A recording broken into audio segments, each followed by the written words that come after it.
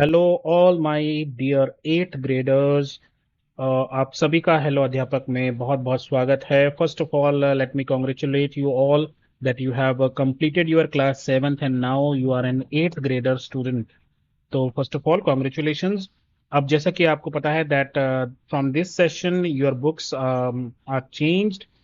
तो नई किताबें हैं। जब तक आपकी किताबें नहीं आती तब तक एनसीईआरटी और सीबीएसई ने आपके लिए एक ब्रिज प्रोग्राम जो है इंट्रोड्यूस किया है। तो अभी उन्होंने ग्रेड एट्थ की जो इंग्लिश है उसके लिए ब्रिज प्रोग्राम इंट्रोड्यूस किया है। और ये जो है ये 6 वीक का एक प्रोग्राम है, मतलब 6 हफ्तों में ये जो है कंप्लीट कर दिया जाएगा। आज का हमारा वीडियो जो है वो वीक फर्स्ट के लिए होगा और बाकी के जो वीक्स होंगे हम उनके लिए अलग से वीडियो बनाएंगे। तो जैसे कि मैंने आपको कहा, ये है आपका कंटेंट, टेबल ऑफ कंटेंट। और इसमें पहला चैप्टर जो है यहाँ पर वाइट एलिफेंट है और फर्स्ट वीक में आपको पहले 7 पेजेस जो है वो कंप्लीट करने हैं और जो आपका चैप्टर है वो इसी में है, इसलिए ये वीडियो थोड़ा सा लंबा होगा। बाकी के जो आपको सेकेंड वीक है वहां पर आपको 14 तक जो पेजेस हैं इसके वो कंप्लीट करने हैं, जो कि थोड़ा इजीली हो जाएंगे, आसानी से हो जाएंगे। और थर्ड वीक तक आपको 18 पेजेस कंप्लीट करने हैं। तो ये पहले 3 वीक का आपका है और इसके बाद ये चैप्टर कंप्लीट हो जाएगा।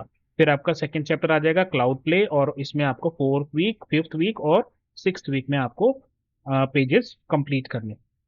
खैर वो बात की बात है, हम बात करेंगे आज के चैप्टर की। तो आज जो हम बात कर रहे हैं उसमें वैसे इस जो पीडीएफ है इसमें बहुत कुछ गिवन था, लेकिन मैंने इसको कट शॉर्ट कर दिया है, बहुत सारे पेजेस इसमें से हटा दिए हैं। जैसे कि ये इसमें एक चीज़, ये टाइम टेबल दे रखा है, ये मॉडल टाइम टेबल है। चाहे तो आपके टीचर्स इसको फॉलो कर सकते हैं या वो अपना टाइम टेबल भी बना सकते हैं। तो चलिए आइए देखते हैं। सबसे पहले इसमें जो चैप्टर है उस चैप्टर का नाम है the white elephant. White elephant mean सफेद हाथी, जिसको एरावत भी बोलते हैं। Let us do these activities before we read. तो चैप्टर स्टार्ट करने से पहले यहाँ पर कुछ क्वेश्चंस है, आइए इनको डिस्कस कर लेते हैं। Stories are pass down from generation to generation. Storytelling has been a part of our life. कहानियां जो है वो एक जनरेशन से दूसरी जनरेशन तक पास होती हैं। जैसे दादी ने, परदादी ने दादी को सुनाई होगी, दादी ने पापा को सुनाई होगी, पापा ने फिर जो है हमें सुनाई है, हम आगे जाकर छोटों को सुनाएंगे। तो इस तरीके से ये एक जनरेशन से दूसरी जनरेशन तक पास होती है। तो अब यहाँ कुछ क्वेश्चंस हैं जिनके आंसर्स आपको देने हैं। Do you like to listen to stories? If yes why, if not why. अगर कहानी आपको सुनना पसंद है क्यों या क्यों नहीं। What kind of stories would you like to listen? किस तरह की कहानी आप सुनना पसंद करते हैं? Who tells you stories? और do you like to narrate stories? क्या आपको कहानियां सुनाना अच्छा लगता है, हाँ या ना, और क्यों? तो आइए इन क्वेश्चंस के आंसर्स मैंने अपने तौर पे लिख रखे हैं। अगर आप चाहें तो इन आंसर्स को आप कॉपी कर सकते हैं या आप अपने आंसर्स भी लिख सकते हैं। जैसे कि पहला क्वेश्चन है, do you like to listen stories? तो मैंने लिखा yes, I love listening to stories because they are interesting and help me to learn new things. Stories also take me to different places and times. अब कहानियां जो है वो मुझे किसी दूसरे दौर में ले जाती हैं, किसी दूसरे वक्त में ले जाती हैं, किसी दूसरी जगह ले जाती हैं। जैसे जब आप परियों की कहानी सुनते हो तो आप परिस्तान के बारे में सोचते हो, आप परियों के बारे में सोचते हो, उनके पंखों के बारे में सोचते हो, right. What kind of stories would you like to listen to? किस तरह की कहानियां पसंद है? मैं अपनी बात करूँ तो I enjoy listening to fairy tales, animal stories, adventure stories and folk tales. Folk tales क्या होती है? वही कहानियां जो एक जनरेशन से दूसरी जनरेशन तक पास होती रहती हैं, उनको फोक टेल्स बोलते हैं। Who tells you stories? कौन बताता है? My parents, grand parents and teachers. कभी कभी टीचर्स भी अपनी अपनी कहानियां सुनाते हैं। जब मैं छोटा बच्चा था बड़ी शरारत करता था, और पूरी क्लास पर उसको सुनती रहती है। Sometimes I also listen to stories from books और वीडियोज। तो कई बार हमें जो है कहानियां हमें कहाँ से मिलती हैं? बुक्स और वीडियोस से भी मिलती हैं। Do you like to narrate stories? If yes why, if not why. अगर आपको कहानियां सुनाना पसंद है, मुझे तो पसंद है, क्योंकि it is fun to share them with my friends and family. और ये मुझे क्या बनाती है? ये मुझे एक बेटर स्टोरी टेलर बनाती है। इसके अलावा सेकंड क्वेश्चन में है, in Jataka and Panchatantra tales animals also talk to humans. Do you think animals have feelings? आपको क्या लगता है एनिमल्स की फीलिंग्स होती हैं? और अगर how do they show love and care? वो किस तरीके से लव और केयर जो है दिखाते हैं? तो आप यहाँ कह सकते हैं कि yes, animals have feelings like humans. उनकी भी फीलिंग होती है, वो हैप्पी होते हैं, सैड होते हैं, स्केर्ड होते हैं, एक्साइटेड होते हैं। ये सब हमने जानवरों को होते हुए देखा है। वो किस तरह से अपना प्यार दिखाते हैं? जैसे डॉग है वो वैग करता है अपनी टेल्स को और लिक करता है अपने ओनर्स को प्यार जताने के लिए। कैट जो है वो अपना हेड जो है, अपना सर जो है वो रब करती हैं अपने जो भी उनका मालिक है या जिसको भी वो प्यार करती हैं। एलिफेंट जो है वो बहुत जेंटली दूसरे को टच करते हैं अपनी ट्रंक से, मतलब अपनी सूंड से बड़े धीरे से उसको टच करते हैं टू शो लव। और जहां तक बर्ड्स की बात है तो वो अपनी जो बेबीज है उनको बहुत ही प्यार से खिलाती है। थर्ड क्वेश्चन है, discuss in pairs and complete the following, what parents do for the children. Parents जो है वो बच्चों के लिए क्या क्या करते हैं।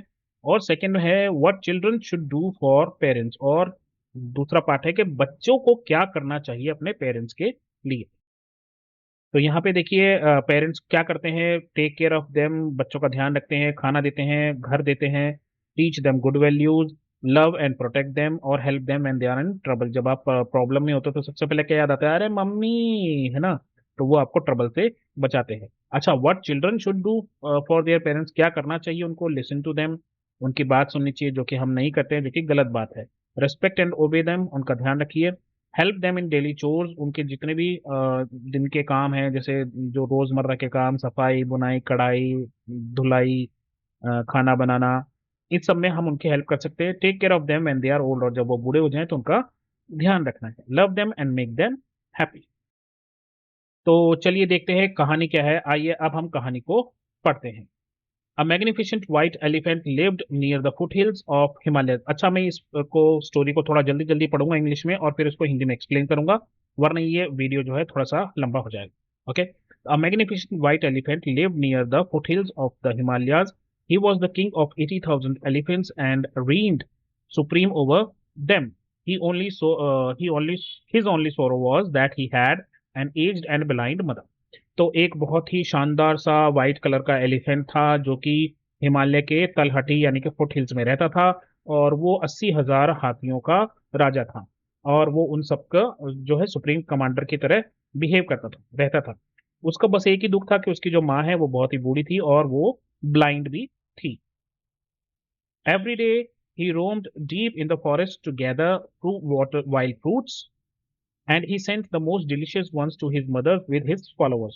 But though these wicked elephants gave none of the fruits to Elephant's mother and ate it all up themselves. In the evening, when the white elephant returned home, he used to ask his mother if she had eaten well, and she always replied that she had been given nothing to eat the whole day.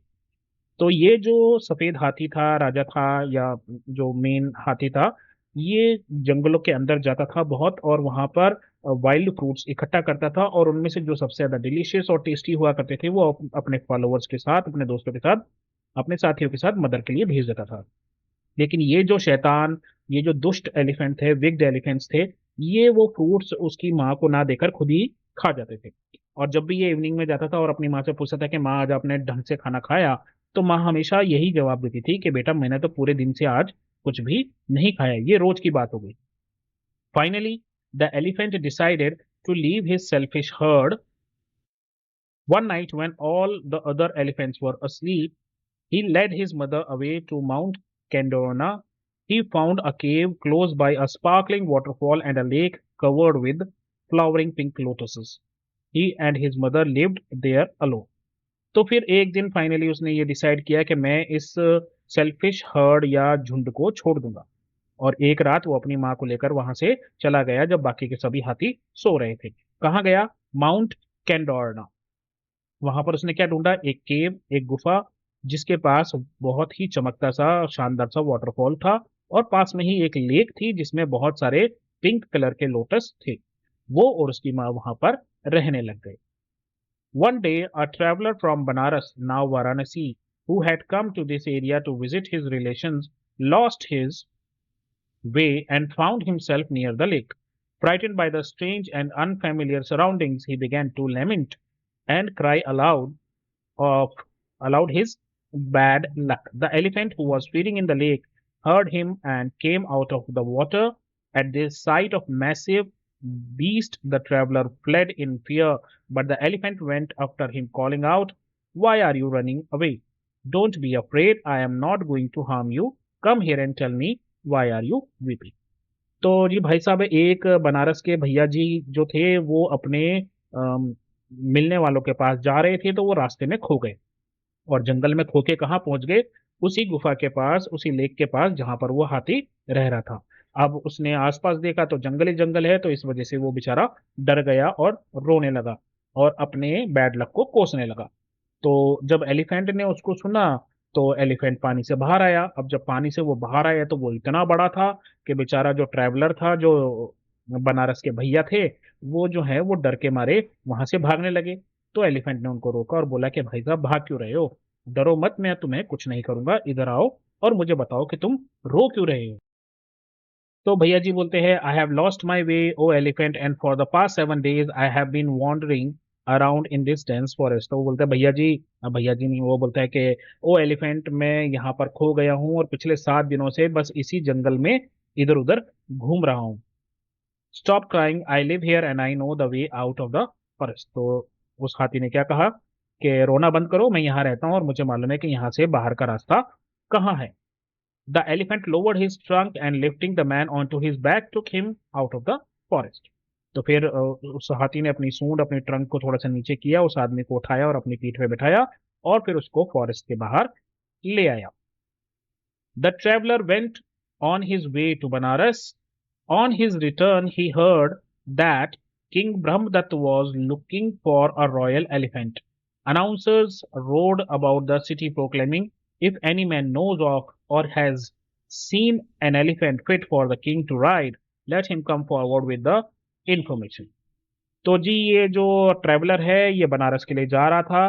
तो जब वो वापस journey कर रहा था तो उसने सुना कि किंग ब्रह्मदत्त जो है उनको एक रॉयल एलिफेंट की जरूरत है। और उनके जो अनाउंसर हैं वो पूरे सिटी में मुनादी करते हुए फिर रहे थे।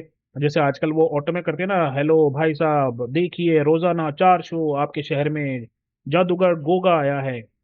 इसी तरीके से वो भी ये कह रहे थे कि महाराज को चाहिए एक शानदार हाथी, अगर किसी को किसी के हाथी के बारे में पता है तो आइए और हमें बताइए।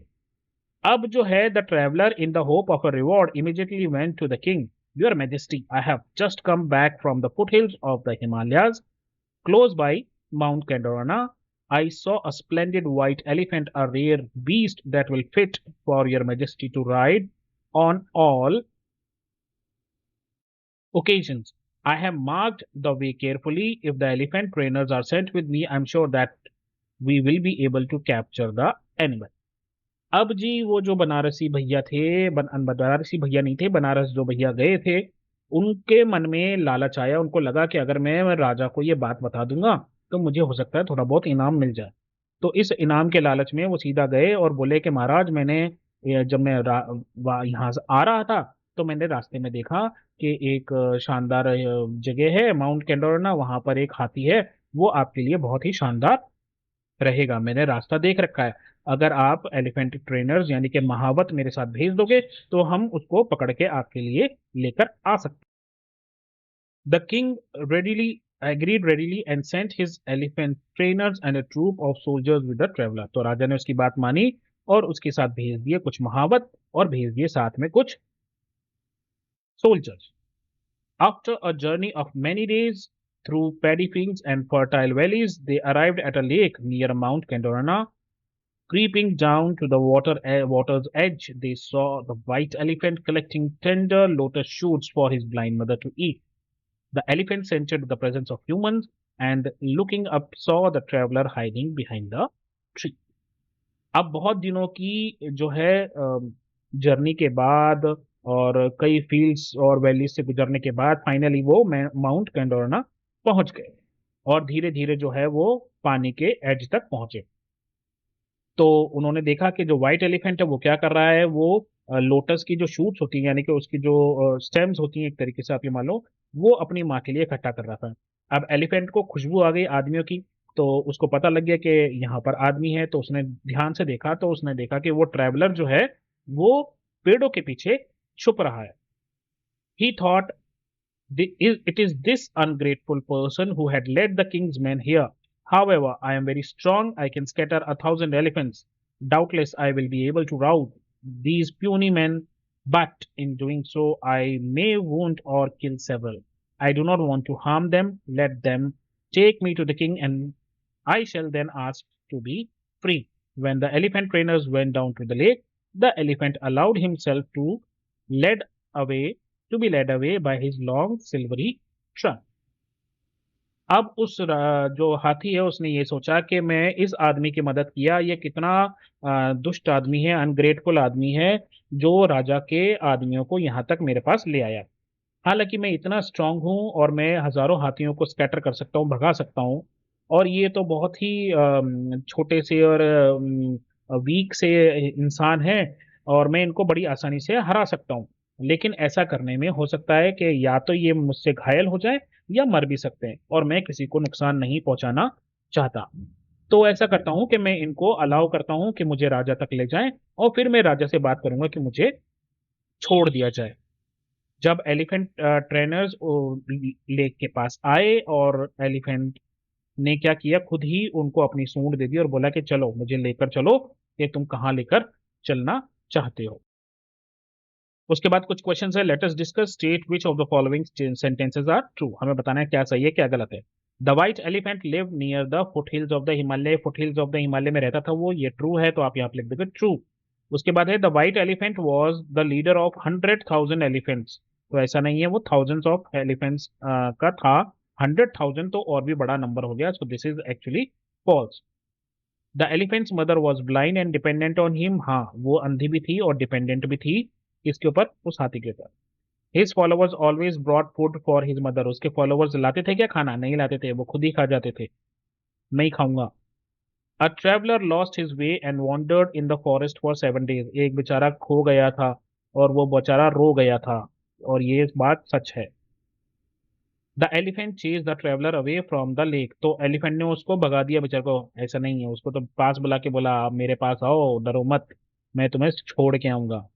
देर was an announcement to look for a royal elephant. हाँ, तो उसके लिए तो हुआ था, वो मुनादी हुई थी।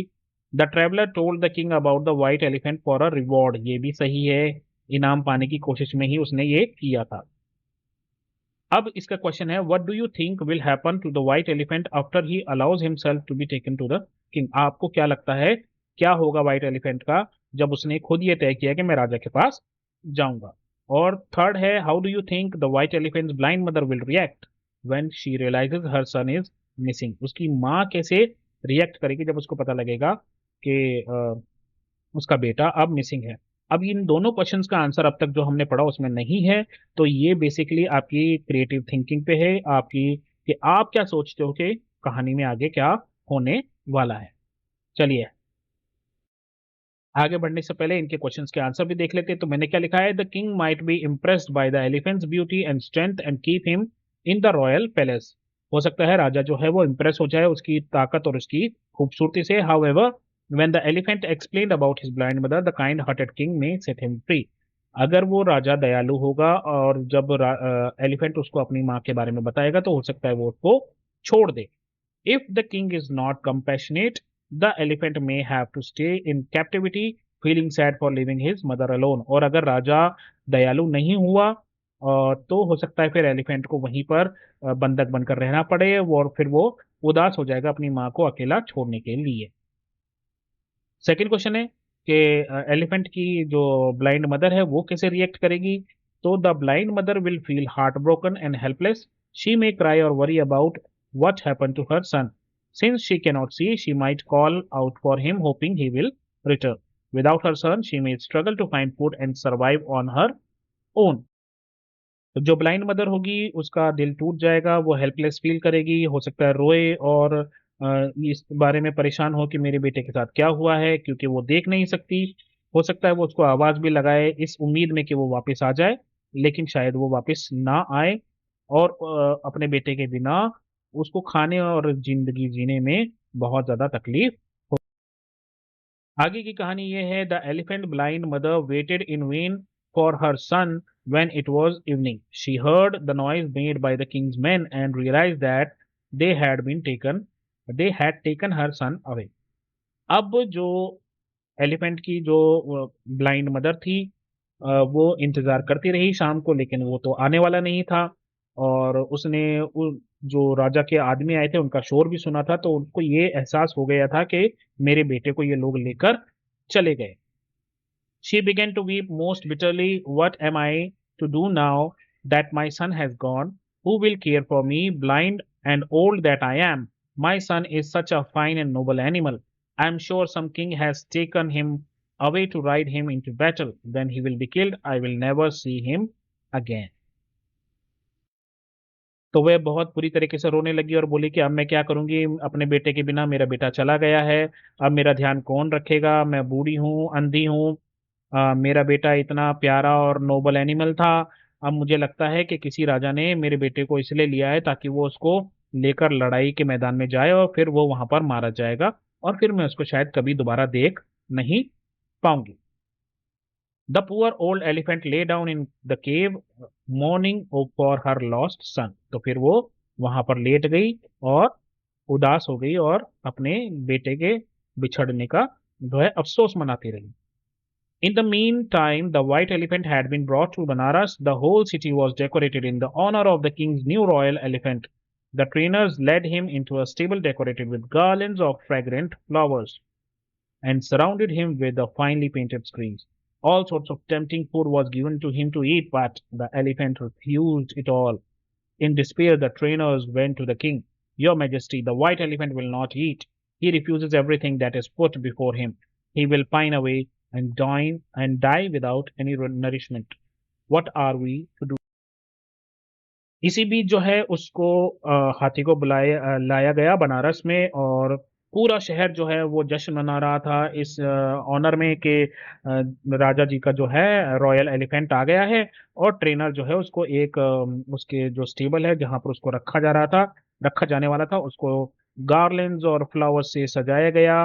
और काफी अच्छी सीन्स वगैरह थे वहां पे, सीनरी वगैरह अच्छी थी, बहुत अच्छा खाना दिया गया उसको खाने के लिए। लेकिन एलिफेंट ने सभी चीजों को मना कर दिया।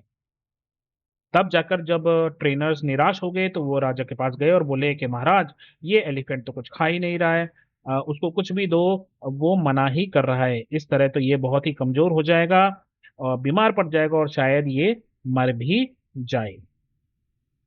The king went himself to the elephant's stable and offered him food from the royal table. Come eat, great elephant. Why do you sorrow? Are you not proud that you have been chosen to serve your king? तो राजा जी फिर खुद गए उस elephant से मिलने के लिए और उसको खाना दिया और कहा कि आओ एलिफेंट, ये रहा खाना, खाओ। तुम इतना दुखी क्यों हो? क्या तुम्हें ये प्राउड फील नहीं हो रहा कि तुम जो है राजा जी के मेन हाथी बनोगे? The elephant turned away his head and replied, your majesty, I will eat nothing until I am restore to my mother. तब जो है उस हाथी ने जवाब दिया कि महाराज, मैं तब तक कुछ नहीं खाऊंगा जब तक आप मुझे वापस मेरी माँ के पास ना भेज दें। Where is your mother O elephant? तो वो पूछते हैं कि मदर कहाँ है भाई तुम्हारी, बता दो। She is at Mount Candorana. She is old and blind and must be in great difficulty now that she is alone. Without someone to feed and care for her she will surely die. तो जो हाथी है वो बताता है कि महाराज वो mount कैंडोरोना में है और वो बूढ़ी है, वो ब्लाइंड है और अब तो बिल्कुल अकेली है, तो वो बहुत मुश्किल से जिंदगी जी पा रही होगी और कोई उसका ध्यान नहीं रखेगा तो वो मर भी सकती है। The king was deeply touched by Elephant's concern for his mother and decided to set him free. Go back to your mother, great elephant. Continue to look after as you have done in the past. तो राजा जो है वो बहुत भावुक हो गए और उनको दिल को ये बात छू गई कि किस तरीके से वो अपनी माँ का देखभाल करना चाहता है। तो उन्होंने डिसाइड किया कि इसको हम छोड़ देंगे और उससे कहा कि जाओ अपनी माँ के पास जाओ और उसी तरीके से अपनी माँ की प्रोटेक्शन करते रहो जैसे कि आप पहले करते आ रहे थे। So the elephant went back to Mount Candorana. He entered the cave and was overjoyed to find that his mother was still alive. Filling his trunk with water from the waterfall, he sprinkled it gently over her. The blind elephant thought it was raining and cried out, how does this rain fall out of the season? What danger is near? Alas, if only my son were here, he would protect me. तो जब वो हाथी वापस mount कैंडोराना आ गया, वो गुफा के अंदर घुसा और उसने देखा कि उसकी माँ अभी भी जिंदा है, तो वो बेचारा बहुत खुश हुआ। फिर उसने अपने ट्रंक को वाटरफॉल के पानी से भरा और बहुत जेंटली उसको अपनी माँ के ऊपर छिड़का। अब माँ जो है वो ब्लाइंड थी, तो उसने सोचा कि ये बिन मौसम के बरसात कैसे हो रही है भाई, और क्या कोई खतरा है मेरे पास? तो वो बोली कि अगर मेरा बेटा यहाँ होता तो वो मुझे जरूर बचा लेता। The elephant went closer to and falling to his knees, tenderly caressed his mother. She realized that it was her son and began to trumpet with happiness. It is you, isn't it? She sobbed. अब जो है elephant अपनी माँ के पास गया और घुटनों पर बैठकर बहुत धीरे से उसने अपनी माँ को सहलाया। तो जैसे ही उस माँ ने रियलाइज किया, वो बहुत खुशी से ट्रम्पेट करने लगी, शोर मचाने लगी खुशी के मारे, और वो पूछी कि ये तुम ही हो ना मेरे बेटे। Rise up, mother, do not lie here in misery anymore. Your son has returned to you, freed by the graciousness of the king Brahmadatta of Banaras. तो फिर वो हाथी बोलता है कि माँ उठ जाओ, अब इस तरह से आपको पड़े रहने की जरूरत नहीं है, आपका बेटा आपके पास आ गया है, क्योंकि जो किंग किंग ब्रह्मदत्त हैं, राजा ब्रह्मदत्त हैं, वो बहुत ही दयालु इंसान हैं। The elephant's mother was full of praise for the king. Long live King Brahmdatt. May he ever reign in peace and prosperity. The gods will shower blessings on him for his goodness in sending my son back to me. तो फिर वो बहुत खुश हो गई और वो राजा को दुआएं देने लगी और उसकी प्रशंसा करने लगी कि वो बहुत लंबा जिए, उनका जो राज है हमेशा समृद्ध रहे, उसमें कभी कोई गड़बड़ ना आए, शांति से वो जीते रहे, और जितने भी देवता है वो अपनी कृपा जो है उनके ऊपर बनाकर रखें, क्योंकि उन्होंने मेरे बेटे को वापस मेरे पास भेज दिया। The elephant and his mother lived on near the lotus-filled lake, and he cared tenderly for her as long as she lived. When the white elephant himself passed away, the king erected a stone image of him by side of the lake. Every year, an elephant festival was held there, and the king and his subjects honored the memory of the noble animal. अब वो जो elephant है और उसकी माँ है, वो दोनों उस लेक के पास रहते रहे जब तक कि उसकी माँ जो है चल नहीं बसी, मतलब वो मर नहीं गई तब तक।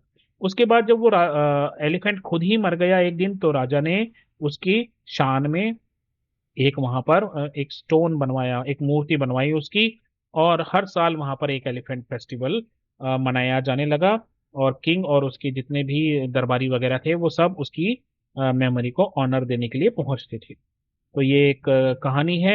अब क्या है, लेट अस डिस्कस। यहाँ पर क्या है, complete the cause and effects table related to part of the story. यहाँ पर कॉज दिया गया है, जैसे कॉज क्या है, the blind mother realise her son was missing. अब इसका क्या इफेक्ट पड़ा वो हमें यहाँ पे लिखना है। इसी तरह यहाँ इफेक्ट है, the trainers became worried and inform the king.